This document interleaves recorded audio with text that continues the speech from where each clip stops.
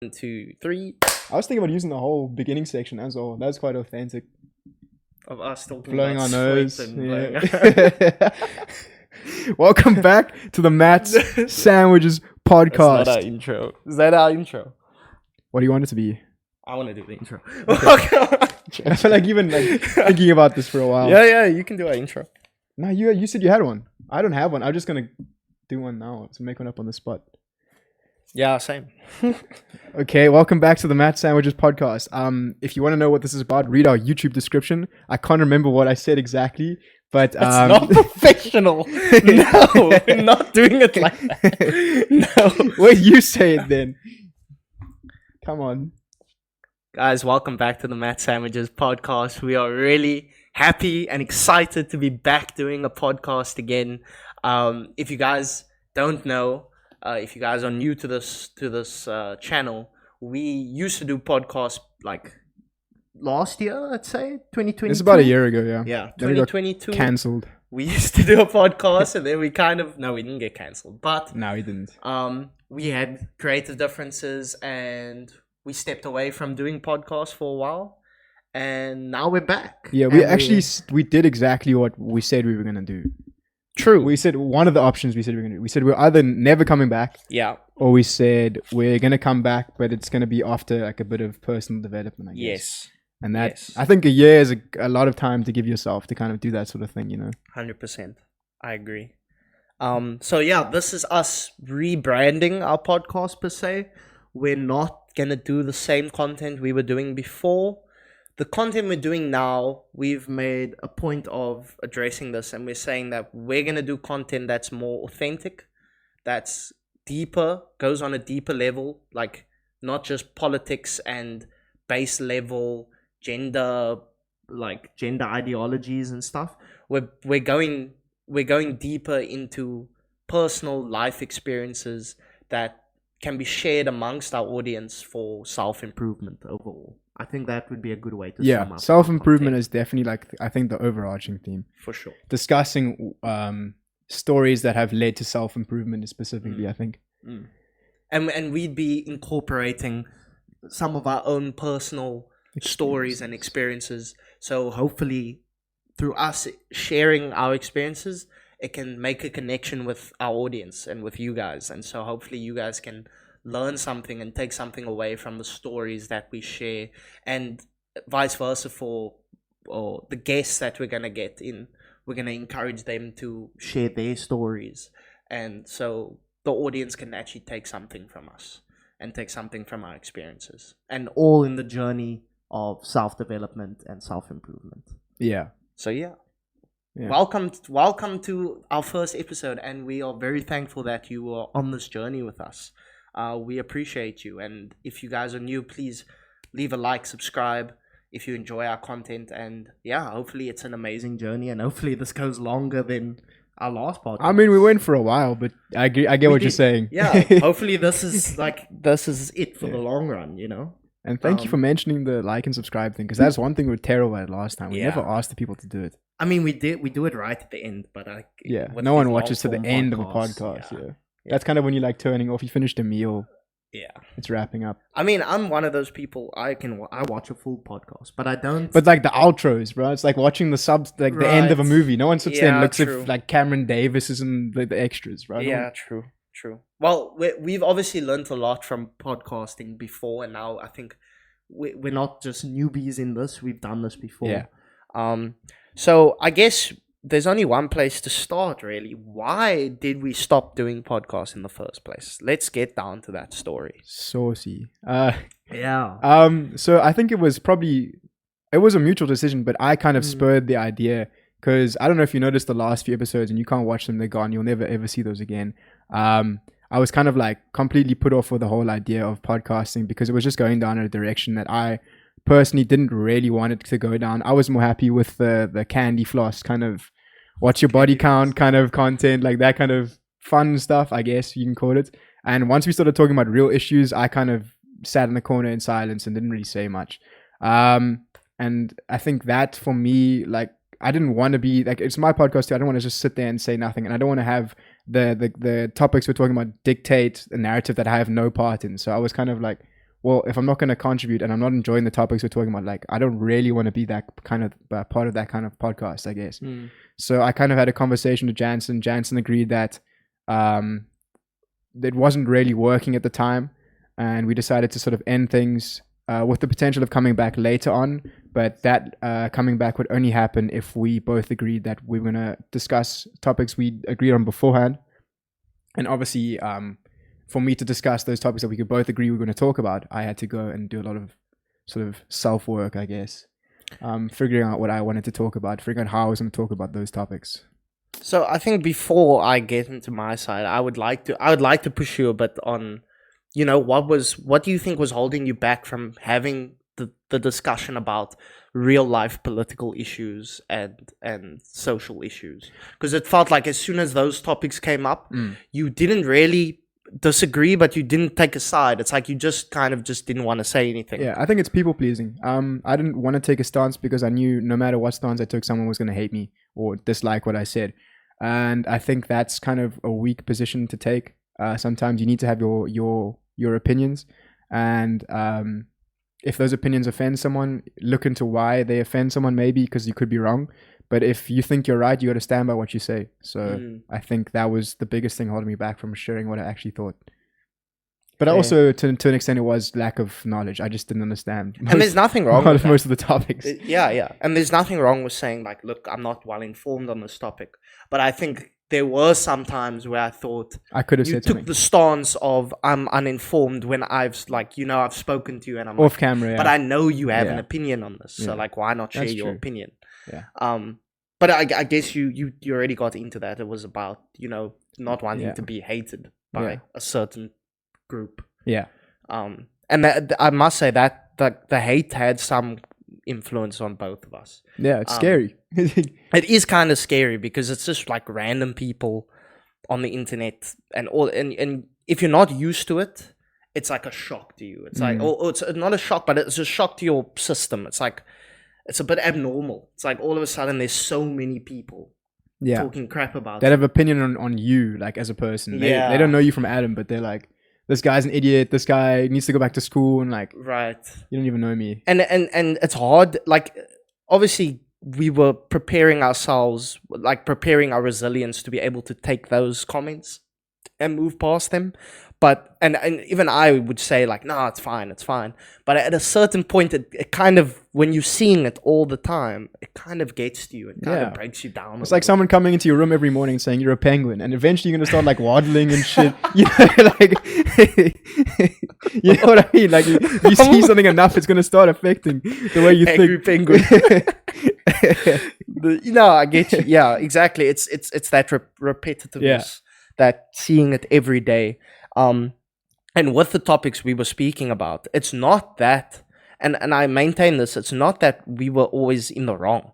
And I think that's something that the internet can cloud your judgment a bit, because you're seeing all these people in the comments, and then your assumption is, well, I must be wrong because all these people are saying it, but you don't take into like other factors, like, well, a lot of people also like the video, and most people that like enjoy it don't always comment. Not everyone that has an opinion on it is commenting. So yeah, I think knowing that, having gone through that experience, I think we're going to be much better now at I've already seen in your content creation that you make now, when you see like hateful comments, you're a bit better at just brushing it off, because people are going to hate for no reason. People don't need an excuse to hate. There's perfectly logical opinions out there that get hate. So it's just like, it maybe sometimes it's the viewer, it's not the person putting the content out there. So exactly, you got to kind of take that into account. It's also about how someone receives that information. It's not just how you giving out the information. And it's important that, like you say, you stand by what you believe in, because you know you've done the thorough thinking and the research, and it's not, and you know where your intentions are and where you're coming from. But also being open to being wrong. Like, your opinion's allowed to change. You don't have to be steadfast in your opinions always.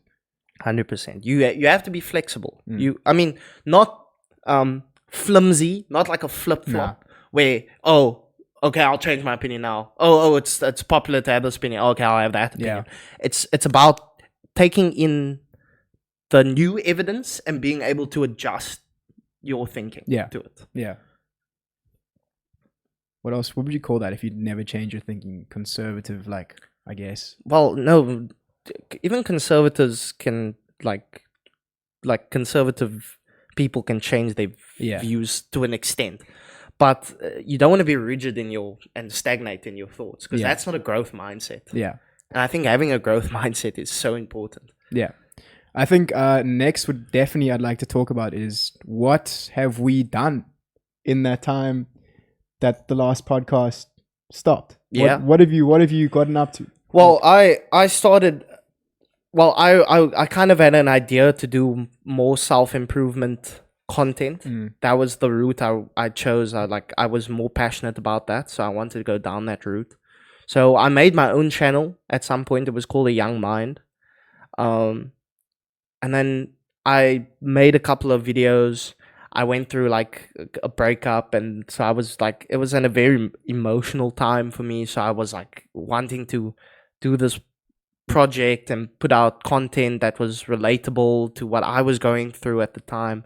But then I took a step back from it, because I thought, like, this is not a time for me to be putting out content right now. I thought it was more time for me to reflect on myself and do personal growth. Get in the trenches, put the real work, the hard work. Exactly. So I think I looked within myself more, and stopped putting out content, because like I think I needed to first refine myself, process myself. And that's why I'm like so excited to be back, because I feel like I've gone through that growth now, and so now I'm excited to come back and be better than ever. I feel like late 20s, early 30s, 40s, 50s, and look at us and like, you took a year? Like, I've been living for 30 years. I've done way more self-improvement than you, kind of thing, like wagging your finger. I mean, it's all relative, I guess. Exactly. Yeah. It's relative to the person, and everyone grows at their own pace. For me, it took a couple of months. And it's not like my growth has now like stopped now. Yeah. It's like I'm always on that journey, and I'm always on that path. But yeah, and then I've been playing football again, which I'm very happy to be doing. Yeah. I feel like, well, not to get too much into the breakup and everything, but I think during that time of growth, and going through the breakup, you dove into your sports quite heavily. I remember that. I think I just had a reset. Yeah. Like it was a realigning with my goals. I think it sparked something again in me to have a refocus. It's like you go through that time of like kind of feeling sorry for yourself and feeling a bit depressed and sad, and then you hit a point where you're like, well, I'm not gonna sit around and feel sorry for I'm gonna refocus and get back on the horse. And I think that's what I've done. I think I'm starting to bounce back and put my focus into my sports. So I'm happy that I have football for that. Yeah. I think as you go through more breakups, which will happen unless you find the one, fair play. If you do that next, fair play. I mean, I was gonna say it's impossible, but we've seen it. It's possible. Yeah, it's just very unlikely. But I think you'll find that breakup process will become. I mean, it sounds bad, but it's gonna sound like it's gonna be easier and easier the more you do it. I agree. Kind of get through it. But yeah, until you find the one that works, I guess. Yeah. And then what were you up to? Also, during the break, working, like, I promise you 12 hours a day on myself. I've been consistently gymming. I've been working on my career, my finances. Also trying to expand my knowledge on worldviews, opinions. I've been listening to a lot of content, reading a lot of content. I read a book. Nice. I haven't read a book in like so long. I'm actually into my second book now. So I'm really just trying to expand my mind every single day, and also work on my body. But I guess that kind of goes hand in hand. Gymming. What book did you read? God, what did I read? I read the Alex Hormozi $100 Million Offers, one of the best sales books out there. Alex Hormozi sponsor us, because he will make us a lot of money. That's all I'm saying. And I'm currently reading something called Never Split the Difference, which is a negotiation book written by an ex-FBI negotiator who used to negotiate people out of hostage situations. And now he went and used his skills to apply to business situations, which is surprisingly similar for some reason. Human psychology, I guess. It's kind of, it applies across multiple regions. So. Wow. That's interesting. Really interesting stuff. I actually used one of the tactics. It's a bit of dark arts, but I used one of the tactics in a business deal recently, and it worked. I cut the paying price I had to pay for a certain sponsorship deal by like 50%. Wow. And it just That's insane. using exactly what he told me. I was like, I tried it on him. It's like, this is never gonna work. And first time. Wow. It shows you like there's so much knowledge in books.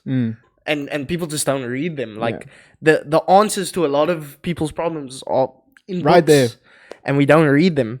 And it's amazing how when you actually apply new knowledge, and you apply that to your life, you see the changes. You don't even have to read anymore. Like, people are lazy. You can literally listen to books. Audio you books. And you can pirate books. Okay, that's a bit of like bad advice, but you can literally get them for free. Like, go on. I've listened to books on, I think, Apple Music. Yeah, I'm pretty sure Spotify has them too. You can listen to books for free. Like, you can literally just search on those engines. Just search what you want to learn and just listen. You'll find someone eventually that can teach you what you want to know. I think that's the whole thing. Like, there's this kind of big course culture I've noticed now, where people are buying, like, they're big into it's like not school system. Like, we're moving away from kind of a school system thing where people are buying lots of courses. You can learn all of that stuff by yourself. You don't actually need to buy the course. And I know this by getting stung from buying a course, by the way. I bought a course and I realized, I went to the thing, I was like, this is everything I've seen on YouTube. Like, there's nothing different about this. The only thing the course thing they try and sell you on is like there's a community behind it and there's 24/7 for support. But if you do the learning yourself, you'll find you don't actually need that. And you probably have people in your network that you can reach out to and learn from that anyway. So I don't know. Yeah. That's been me. Lots of self-learning, financial development, personal development. Physical development, not so much. I think I need to take steroids to go to the next step there. But why do you say that? I don't know. I'm like capped. This is Capped at your. Yeah, this is me. Yeah. So you want to be bigger? Nah, I'm good. I'm good. But you clearly saying you want to. I don't know. I think the physical development for me is more like a discipline thing now. I'm in the gym to prove to myself I can show up at 6 a.m., 7 a.m. every day just to go do something I don't want to do. Pretty much. And do you jump for? What do you drum for? Aesthetic, for bodybuilder? Like, what's your aesthetic? Slightly, but also more. I've been training more for my sports now, so I've been trying to do more sort of explosive work. Nice. Try and get quick on the pitch, and I actually am a little bit faster in my opinion. Okay. But I'm also running against really slow people, so it could just be that. I don't know. Well, when you can beat me, then you'll know you're fast. Yeah. I need to break one of your legs. No, I find when I was gymming, so this is a good topic to bring up, I think, because I went through a stage where when I was still with my girlfriend, and I kind of stopped gymming. I noticed that.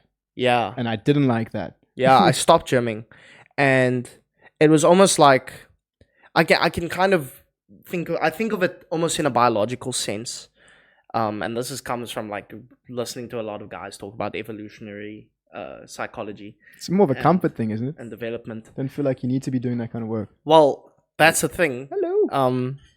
Hey, we got some guests. Hello. Go. That's fine, bro. Little interruption from our cute guests. I'm sure the people won't mind. That's a clip. Let's show them the face. Okay. Who can be upset at this little thing? Look at this. Mwah. Adorable. Mwah. With a nappy on. With a nappy. Okay, leave now. Okay, continue. Okay, yeah, sorry. So gymming. Yeah, so I stopped gymming when I got my when I had my girlfriend, and it afterwards it made me reassess kind of what am I gymming for? Like, what is my motive for this? Because I feel like sometimes I lack motivation because my motive wasn't strong enough. So I questioned myself. But that's where discipline comes in. You're not always going to be motivated. No, I hear you, but I think motivation is important to an extent, because you need to have a strong enough why. Your why needs to be strong enough. Okay, so I started asking myself, well, what am I gymming for? Really trying to get down to it. And the whole gymming for aesthetic and all of that, I feel like that's just the biological thing I was talking about, where guys feel like they need to look a certain way to attract a female, and it was almost like once I got that female, there was no motivation to gym anymore. So I asked myself, is that a good enough reason to gym? No. Just so you can get goals? No, doing anything for outside sort of praise is never a good thing. Exactly. And so when I got to that realization, I was like, well, I'm not really motivated to gym, so I'm not gonna gym. And so I didn't gym, and I was happier because I wasn't being harsh on myself for not gymming anymore. Because I used to be super harsh on myself, like, oh, you waste of time, like, oh, you're lazy, you're this and that. But really, I didn't have a strong enough motive to do it. So I just thought, well, then why waste my time doing something that it is for outside, what's the word? Outside. Just call it praise, I guess. Yeah, outside praise, outside your ego. Yeah, it was all for my ego, basically. It was for pride. And so I stopped doing that. But then once I started doing football, it reignited my motivation to gym, because now I'm not gymming to get a goal or for an aesthetic or for anything like that. I'm gymming because I genuinely, my why is to get better at football. Yeah. And so that was a strong enough motive. So what if you lose football? I don't think I will, because I reignited I've always loved football. And I've always said I want to play football. But I thought, no, the resources on there isn't a club. But once I found a club and I found out, well, I can actually play football for the rest of my life if I wanted to. And that's my plan. I don't ever plan on stopping playing. That's my love. That's my passion. Some bionic limbs, my boy. Get to 40, you're not going to be moving the same. You'll see, bro. You'll see. I'll fucking train. I'll train as hard as I can so that I'll play until I'm 50. Yeah. That's how passionate I am about football. And once I reignited that passion, my motive to gym and to train just got even higher. Yeah. And so ever since then, being disciplined has become easier, because every time I think, well, I don't feel like doing it, it's like, but I want to be the best footballer I can be. So I go out there and I train and I train. So I think the message I'm just trying to say to people is, don't gym and don't train with the motive being outside reassurance. So you can get that. And I feel like a lot of people are doing that. They're just gymming. Even girls, they're gymming just so that they can attract. But what you need to do is find a why that's strong enough that you're not gymming for other people, you're gymming for yourself. You're gymming so that you can just be a stronger, better human being. Yeah. I'm more from the standpoint that if I don't gym, I know I'm going to feel like crap. Like I gym because I know it makes me feel good. It makes me feel healthy. It makes me feel fit. And why would you not want to feel that way? So like, no matter how tired I am in the morning, I know if I don't gym today, at 5 o'clock, I'm going to be seeing like 16 things instead of one on my computer screen, because I just haven't got out and gone and done something physical that day. So it's just, for me, it's more like I want to feel good. How do I feel good? I need to make sure I'm taking care of my body, taking care of my mind. And the way I take care of my body is going to the gym. So I don't sacrifice that short-term pleasure of like staying in your bed for another 5 minutes. Just go to the gym, get it done. And when have you had a gym session and not felt like amazing afterwards? Unless you're like dead sick. No, you always feel better. From my experience, you always, even if you really don't want to do it, after you do it, you always feel. I think it's scientific as well. There's something called endorphins get released after it's the physical exercise. You definitely get a dopamine hit as well.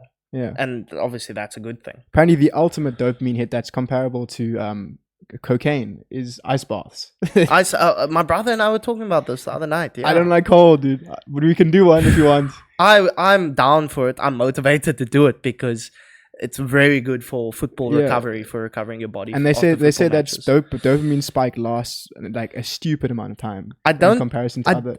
My brother wasn't saying that it was a spike. He was explaining to me that your threshold for dopamine gets higher. So, yeah, take with that what you will. But yeah, no, I'm definitely down. We can go hop in the pool. I don't want to do it though. It's discipline though at the same time. Because I get in, I'm like, I'll do it, I'll get in, and then 30 seconds, I'm like, Yeah. take me out. But it's like gymming. It's like you build up your Yeah. your strength, your resistance to take it. Like Joe Rogan. Yeah, he's insane, dude. But he does it daily. So Yeah. that's the extent you have to go to get used to it. And it's worth it, obviously, in the long run. And in terms of the best dopamine hits, the idea of gymming for my, like, for example, my football, the short gratification would be like, yeah, no, I don't feel like going to gym, so I'm just going to chill in my bed and watch Netflix. And you'll probably be happy watching that Netflix. It will give you that short-term gratification. But the reason gymming and exercising, training, afterwards you feel so great is because you're taking a step further or taking another step towards your ultimate goal. And Jordan Peterson talks about this a lot. He says that is the ultimate form of dopamine, of happiness, when you take a step towards your goal. There's nothing better than that. Even though that goal, that step can be tough and challenging, if you overcome it, like if you overcome that gym session, if you overcome that essay that you need to write, that dopamine hit that you get is the best feeling in the world, because you're getting closer to your ideal self, the person you want to be.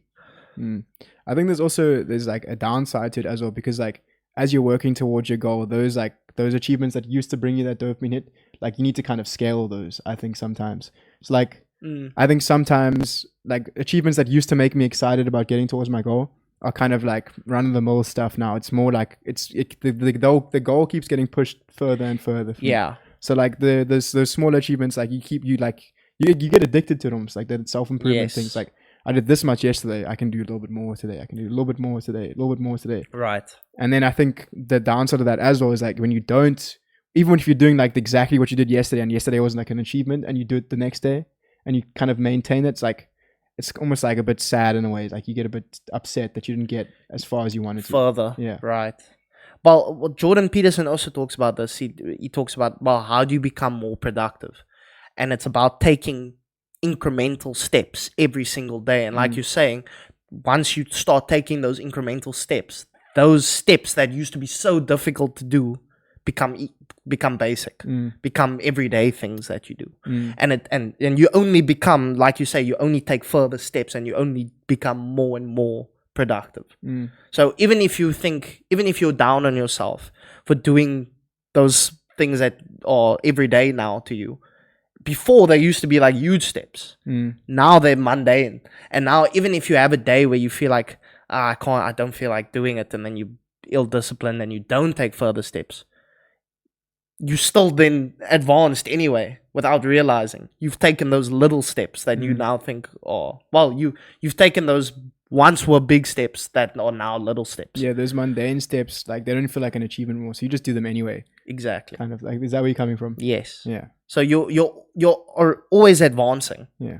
Without even realizing. Maybe you don't feel totally happy at the end of the day because you thought you could have gone further, but in reality, you've taken steps. Yeah. And that's the most important thing. Yeah. That's true. Yeah, I think that is pretty much our background as to where we've come in a year. I'm sure there'll be more will get released throughout the show's progression, I guess. Yeah, for sure. So a place that I wanted to kind of go down the road of, what I've seen a lot now, we're obviously trying to break into the self-improvement scene on YouTube, which it's like, highly competitive. Yeah, it's highly competitive for sure. But in terms of what's like super popular on YouTube at the moment, it's a lot of red pill and this blue pill debate. You know, the battle between red pill and blue pill. Is that really what's popular, or is that just our YouTube feed? Do you think there's still space for like a Bella Porch doing a little whoa on the TikTok page? You know what? You could be right. It could just be our influence, what we see. Yeah. But I don't know. I feel like it's super I heard that mainstream. Ant-Man was like trending on, I think, Apple TV the other day. Are people still watching? Ant-Man. Like, the new Ant-Man. I don't know. I didn't even know there was a new one, to be honest. No, there's a new one. Okay. That's probably why it's trending. Probably why. Yeah. But I don't know. This red pill, blue pill topics, like of well, we can go into what red pill and blue pill is, but these kind of topics seem to be going mainstream. Like you see it in Fox News, in CNN. You see it like guys, big conservative guys like Ben Shapiro talk about it. And it was kind of like childish. It was kind of a childish concept at first. I guess. I mean, Andrew Tate is the most popular red pill guy, and he's obviously global. Everyone knows Andrew Tate. So I would argue that it's not just our feed. I think this red pill, blue pill debate is 100% like trending on YouTube at the moment. Yeah, I would say. So anyway, the Whatever podcast. I watched some of their podcasts because they talk about dating and red pill and stuff. Talk a lot of nonsense as well. I talk a lot of crap as well. That's why it's like 3 hours. Yeah, like 5-hour podcasts, bro. It's like a whole day. 5 hours. It's like a whole work shift for some people. It's insane. Like they start at like 6 in the evening and they finish at midnight, bro. It's mad. But anyway, I was watching their podcast and they were talking about some of the red pill stuff and the constant topics that I see on there are the fall. They talk about the fall of the West, of Western society, and they blame it on accepting homosexuality, accepting transgenderism, and accepting OnlyFans girls, and OnlyFans becoming so popular, and pornography becoming so popular that it's lowering. They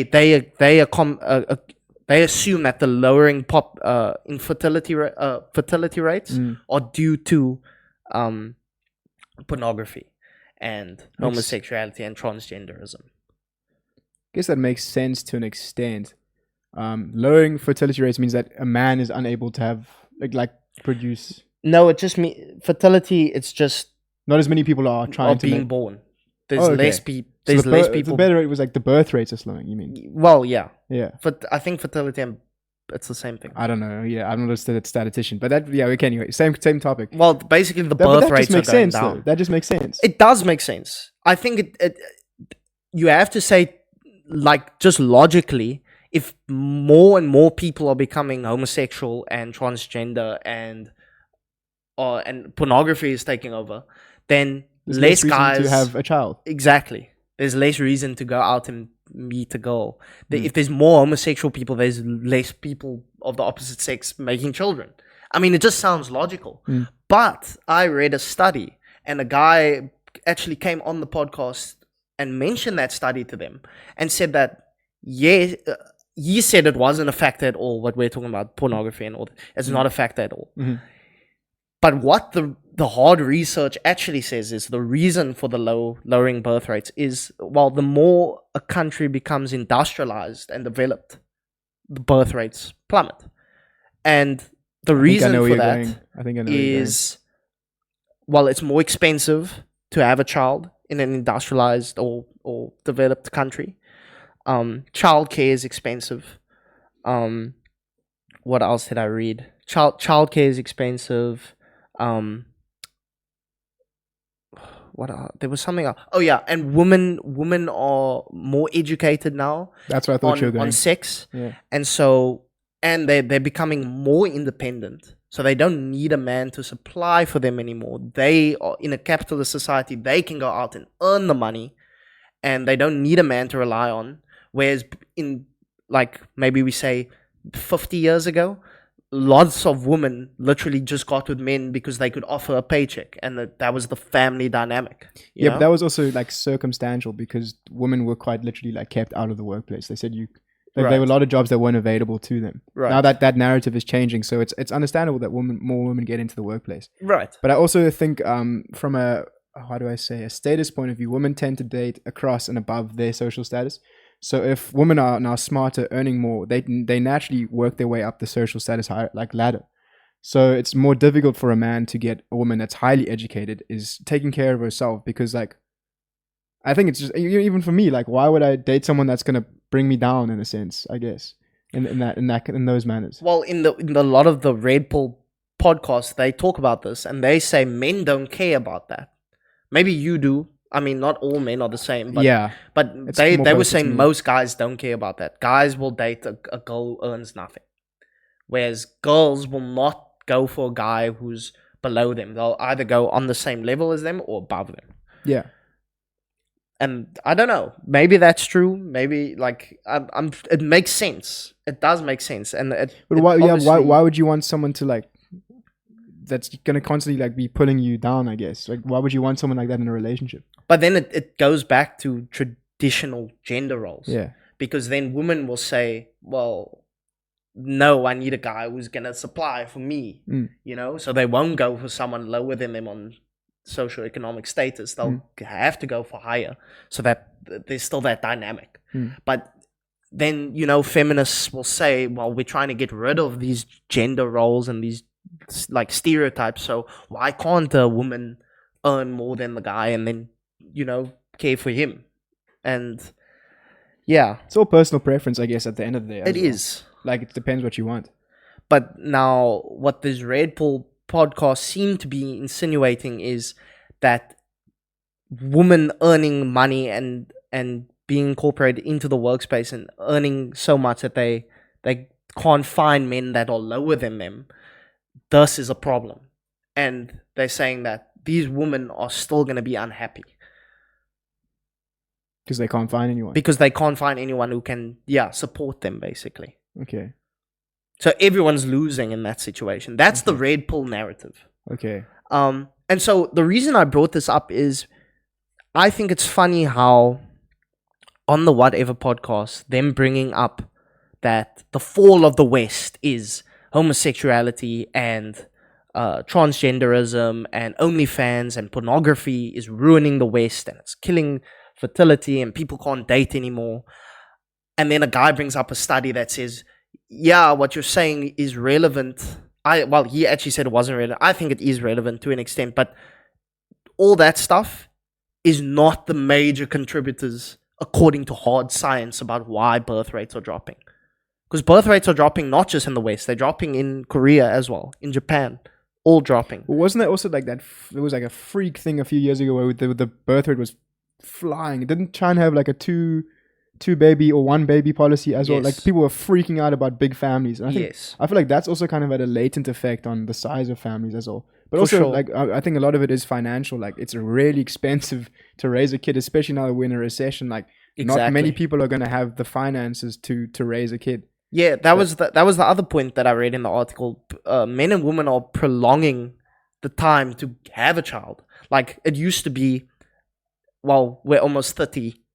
Let's have a kid. Now they're pushing it even further on. Because, like you say, guys want to be more financially stable. So that they can support a family. And I won't just say guys, just people in general want to be more financially stable before they have a kid. And being financially stable is getting more and more difficult. It is. So it makes sense. It really is. But the point I'm trying to make is, it's funny how these guys on this Whatever podcast, now there's a guy who's super Christian on there, like hardcore religious Christian. And then there's this Red Pill ideology of the other guy, the host of the Whatever podcast. And so I saw this as a perfect example of how people take their agendas and they just push it out there onto the world and make it like, well, this is the fact. Because I'm a Christian and I don't like pornography and I think pornography is evil and the devil's work, it's the fall of the West. It's the reason the birth rates are so low. Homosexuality, same thing. Transgenderism, same thing. And I think it's a good example of how we need to stop just listening to people, because we need to realize that people have agendas.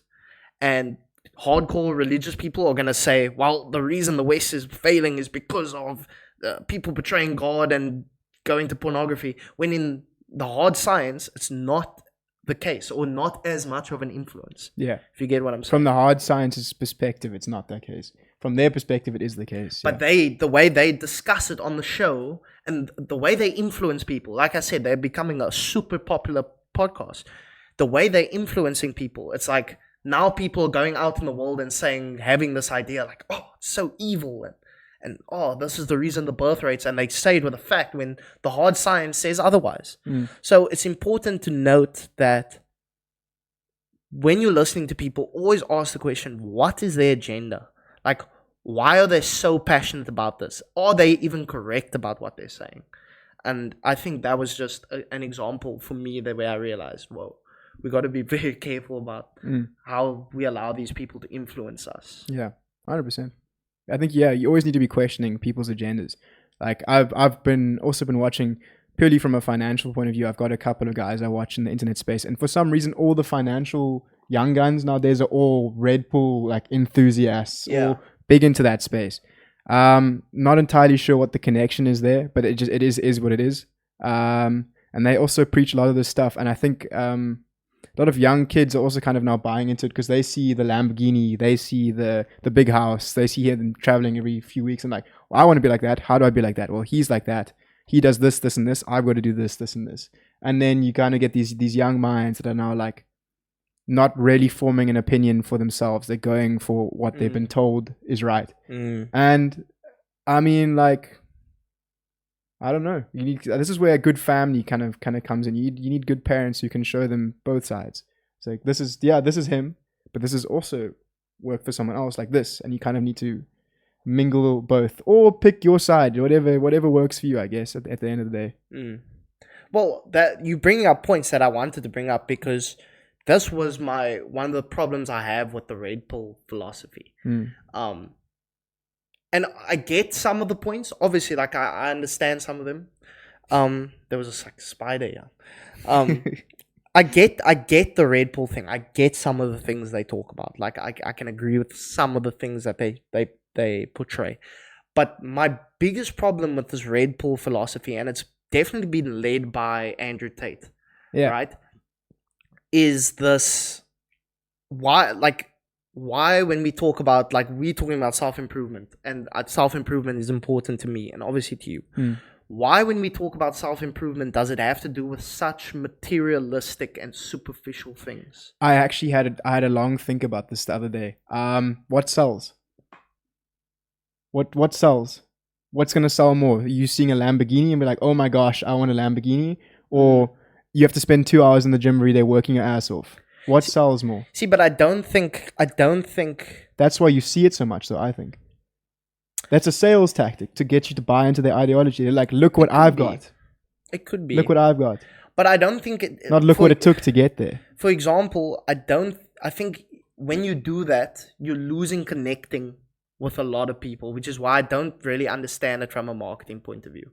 The reason why I think Jordan Peterson is more influential to me is because you think he's more influential? He's all about 100%, because he's all about the same kind of self-improvement things, but he doesn't use Lamborghinis, money, and houses to inspire you. He uses genuineness and actual things that can change your mindset. By influential, what do you mean by influential? Like the amount of reach he has? Or the message he spreads is influential to people? I think I connect more to his message connection than Andrew Tate's message. Yeah, but what I'm saying is, like, why it's so widespread, Andrew Tate's message, it's because he's an expert marketer, because he knows that the Jordan Peterson narrative is in my opinion, good, but it's not going to reach as many people as the way he portrays himself with, I'm a kickboxing champion, Lamborghini driving, mansion owning, like, Red Bull enthusiast. Look at me. More people are going to look at that because they're like shiny object syndrome. I want a Lamborghini, than Jordan Peterson, who actually goes into the fundamentals of what it takes to becoming better. And there's nothing. I'm not having a go at Andrew Tate. I think what he's doing it's just smart marketing. But at the end of the day, what Andrew Tate is doing is clearly more influential. He was the most not more influential, more what I say? No, you could say it is more influential because more people talk about him.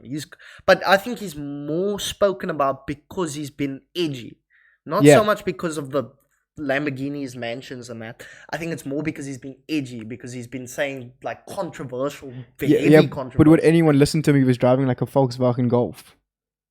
If he was still being middle class, if he was still being misogynistic and had these Red Pill ideologies. No, I get you. Like, if he's not a millionaire, then the point doesn't get fully through someone. Yeah, I think it's kind of like having cash is kind of a proof of concept of like success in a way, and that's why people want to learn from someone that's been successful in that way. It's like they have the Lamborghini, he must be doing something right. Right. So I've got to listen to Right. him. But this is the reason I have an issue with Andrew Tate for this reason is because I get it, he's marketing and that, but I think it's influencing kids in the wrong way. It's giving them the idea that these materialistic things are going to make you happy. Yeah. And I don't think that's true. And I think that's the wrong message to be sending people. You can still be sad in a Lamborghini.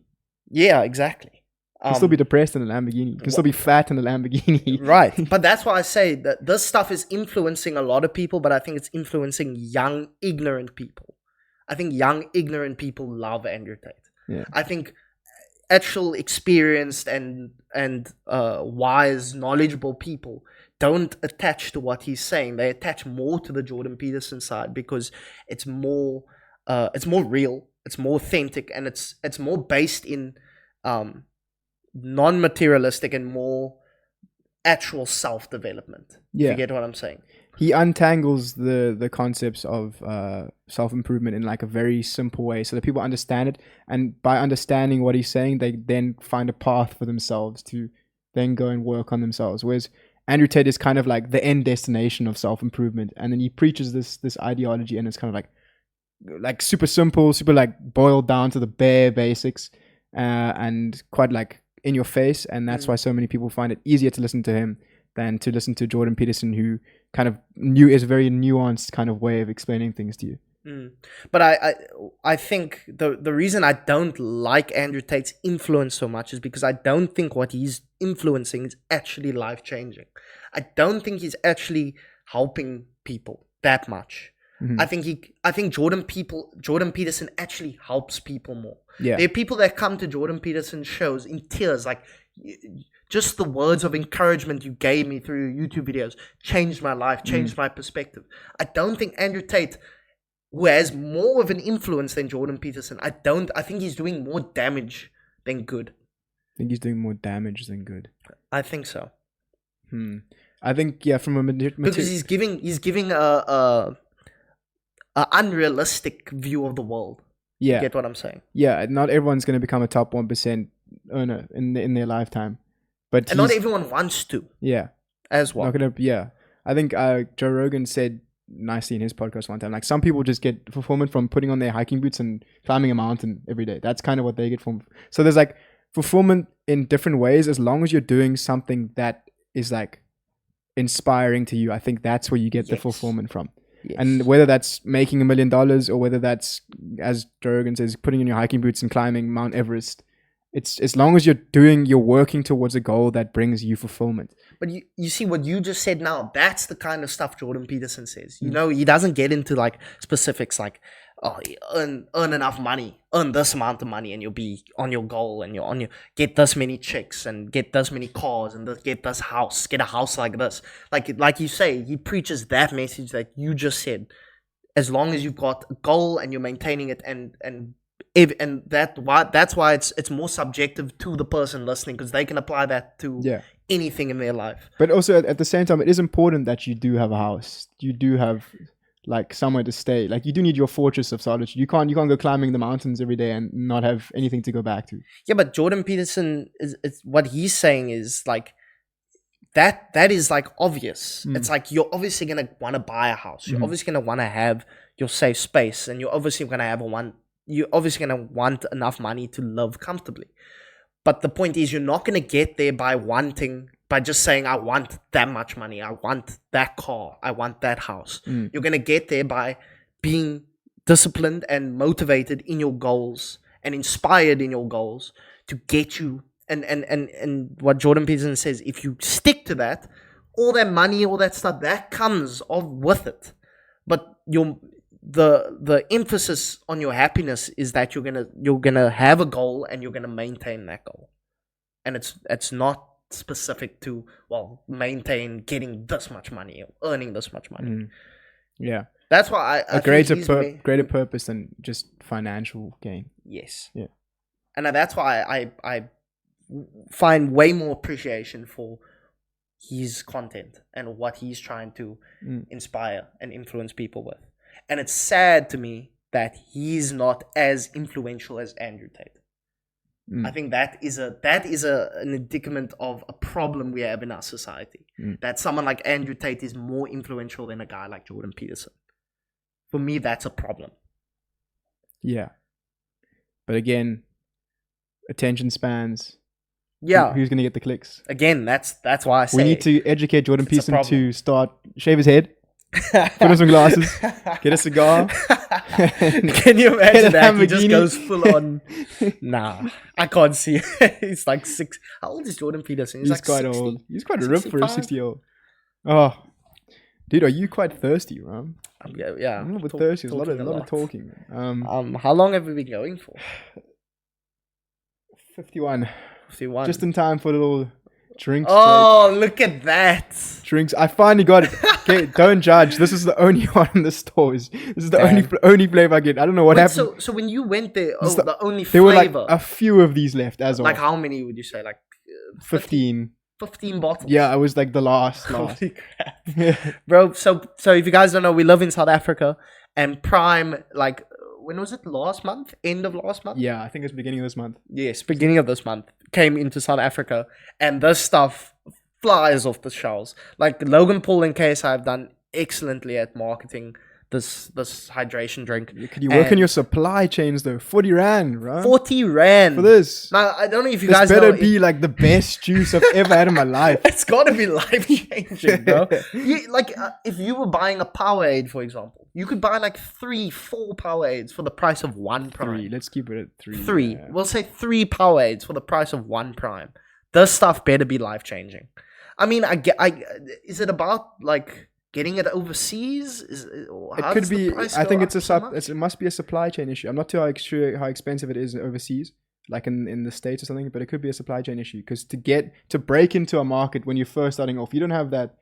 You don't have the backing of supply companies and stuff. It's going to be a lot of capital to get in here. Right. So it could be that. I can get but that. At least don't give me this janky like packaging, run. Can we do like I know you guys can't see it, but it's like kind of squished. It's like pregnant. What's going on there? Maybe that's just how they are. I don't know. Well, guys, we're gonna give you. Obviously, I think South Africans have done this. It's been out for long enough. But this is your first Matt Sandwiches review of Prime. Shush. Okay. I don't think they.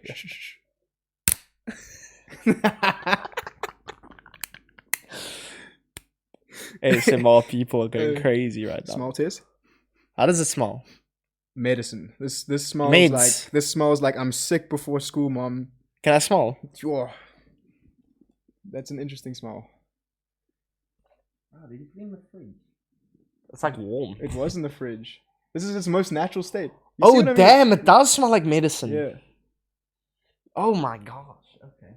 Well, Well, that's not a good start. Yeah. That's not a good start. Let's hope it tastes better than it smells. Okay. Here we go. Don't say anything.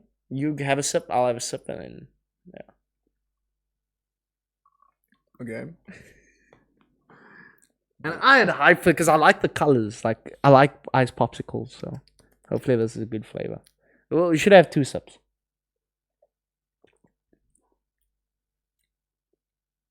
Wait, let it sit. Let it sit. Let it sit. Okay, wait.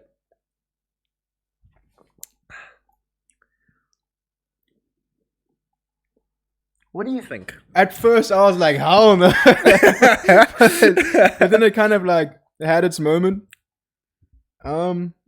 Very sweet. That's what I'm gonna say. It's very sweet. Very sweet. How much sugar is in here? I'm gonna be honest.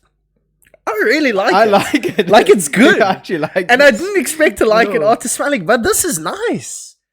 And it's a proper like icicle it's like an ice lolly flavor. It's nice. You could only have one of these though. It's very sweet. It's very sweet. How much sugar is in there? Potassium. No sugar. Doesn't look like. No sugar. Wow. Some janky. I'm impressed. Do you know if there's no sugar in here? You know what? There must What's be in there? There must be some Secret sweetener or sauce. something. Because that is super sweet. For something that's got no sugar in Prime, very sweet. But overall, guys, I must say, I'm impressed. Should we give it a rating out of 10? Look, I'm not a big cool drink drinker, but out of the cool drinks I've had, this is like wait, let's not compare it to cool. Like compare it to when you Powerade, say cool like drinks. I'm Powerade, assuming you're like- saying like Coke and stuff. compared to a Powerade. other hydration drinks like a Yes. Powerade or something. This is like a.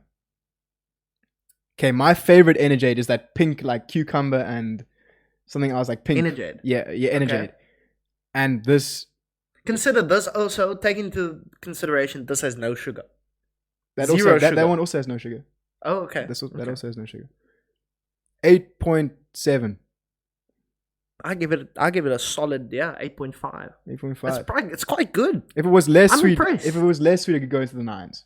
Yeah, it's very sweet. Yeah. Like potent. But the flavor's super good. Fair play. Prime, what's the flavor called? What is this? Does it say? Ice pop. Ice pop. The ice pop flavor, class. I give it 8.5. 8.5 out of 10. Well done. I honestly was expecting it to be bad because I've seen some reviews where people try it. The smell is off-putting though. The smell does taste like medicine. Yeah. I mean, smell like medicine.